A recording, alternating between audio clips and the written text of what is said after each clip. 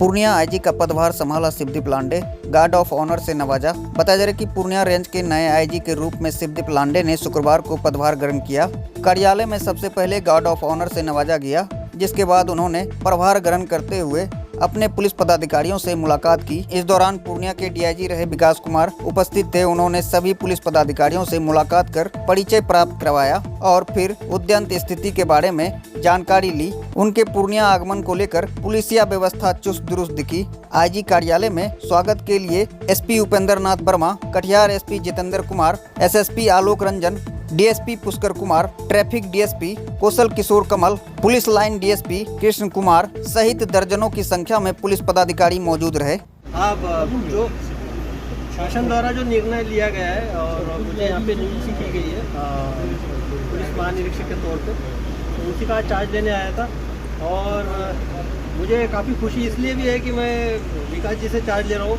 विकास जी मेरे साथ में एएसपी थे वहाँ पे फारबिसगंज में, जब मैं अररिया का एसपी था, और काफ़ी पुरानी यादें यहाँ पे ताज़ा हो गई। काफ़ी अच्छे अधिकारी थे और मुझे तो कोई डाउट नहीं है कि इन्होंने प्रशासन और सब कुछ अच्छे से संभाला होगा। बस उसी को आगे कैरी ऑन करना है मुझे।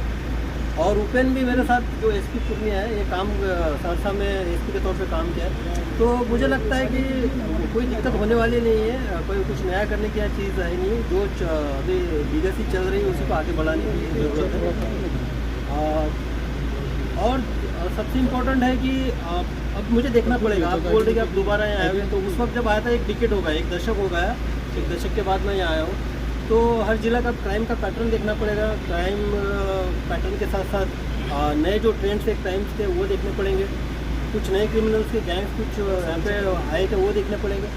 तो अब डिस्ट्रिक्ट वाइज में जाऊँगा और वहाँ पे मीटिंग के बाद सारी चीज़ें क्लियर हो जाएगी। कटिहार के एसपी जितेंद्र भी आया है साथ में, उससे भी डिस्कस हो रहा था, स्पेशली दियारा के इशू के बारे में और जो वहाँ पे लास्ट ईयर कुछ घटनाएं हुई थी उस बारे में। तो समय के साथ सारी चीज़ें होगी। आपको कुछ सवाल है तो सर, आपकी कार्यशैली सब कुछ अलग रही है, आगे क्या प्रायोरिटी होगी?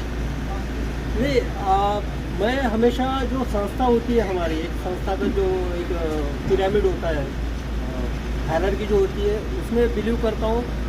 और एसपी की जो एक है, पुलिस अधीक्षक एक संस्था है, एसडीपीओ भी एक संस्था है, थाना का जो थानेदार होता है वो भी एक संस्था है। तो हमेशा मेरा फोकस रहा है कि उस संस्था को स्ट्रेंथन करना, उसको ताकत देना। तो जो मेन जिला का काम जो crime control and law and order का है, वो एसपी के जिम्मे रहता है। तो मेरी यहाँ पे ये भूमिका रहेगी कि मैं एसपी के साथ खड़ा दिखूँ, उनको गाइडेंस दूँ और एक अभिभावक की तरह उसको जो दिशा निर्देश है उसके अकॉर्डिंग उसको समय समय पे अवगत कराऊँ। और कुछ ऐसा इशू होता है कि जो इंटर स्टेट या इंटर डिस्ट्रिक्ट से रिलेटेड है, तो उसमें कोऑर्डिनेशन के तौर पे काम करें। ये इंटरनेशनल बॉर्डर भी है पूर्णिया पर, तो वहाँ पर कैसे? नहीं, मैं अररिया में एसपी के तौर पे था, तो मुझे काफ़ी अच्छा एक्सपीरियंस है। और सहरसा में भी मैं डीआईजी के तौर पे काम किया था, तब भी सुपौल बॉर्डर रहा था। तो मेरे लिए नेपाल, अभी भी मैं जहाँ से आया हूँ मुजफ्फरपुर से, वहाँ पे सीतामढ़ी का बॉर्डर था, 95 किलोमीटर था। तो मेरे लिए नई बात नहीं है, लेकिन अभी देखना पड़ेगा कि बहुत सारे जो टाइम एंड जो समय के साथ बहुत सारे बदलाव हुए हैं, तो उसको भी देखते हैं। नहीं, एक्शन मोड वगैरह नहीं होता है, हर कोई अपना फ़र्ज़ निभाता है। फ़र्ज़ निभाने का आप लोगों का वो तरीका है कि आप उसको कैसे लेते हैं। तो बस ये आप लोगों की छवि गढ़ने का एक तरीका होता है। बाकी तो हर कोई पुलिस वाला वो अपना ड्यूटी निभाता है, अपना कर्तव्य करता है। हाँ, ये काफ़ी अच्छा सवाल आपने पूछा है। मैं मुंबई में डेपुटेशन पे गया था, तो एंटी नार्कोटिक सेल का इंचार्ज था वहाँ पे। बाद में एटीएस में भी मैंने काम किया वहाँ पे। तो ड्रग का वहाँ पे सीनियरों कुछ डिफरेंट था। जब मैं वहाँ 5 साल के बाद यहाँ पे आया हूँ और सहरसा में डीआईजी के तौर पे जब क्राइम का एक पैटर्न में एनालिसिस कर रहा था, स्पेशली सीएसपी जो संचालक होते हैं उनकी लूट, बाद में जो रोड की जो क्राइम होते थे, उसमें एक बात, और अभी भी मुजफ्फरपुर में भी एक बात जो एक प्रखरता से सामने आई थी कि जो यंगस्टर्स हैं, आप उसमें 16 साल से लीजिए, 16 साल से लेकर 22 साल तक जो नए लड़के हैं, वो कहीं ना कहीं स्मैक पीकर अपराध को अंजाम देते हैं। तो ये काफ़ी एक सेंसिटिव इशू है। और इसका और एक दूसरा पहलू ये भी है कि जो क्रिमिनल को जिन्होंने क्राइम किया है स्मैक के नशे में, जब उनका हमने इंट्रोगेशन किया और इंट्रोगेशन के बाद उनसे डिटेल में जब इंट्रोगेशन के बाद बात करने के बाद जब नशा उनका उतरता है तो उनको भी पता नहीं होता कि उन्होंने क्या किया है।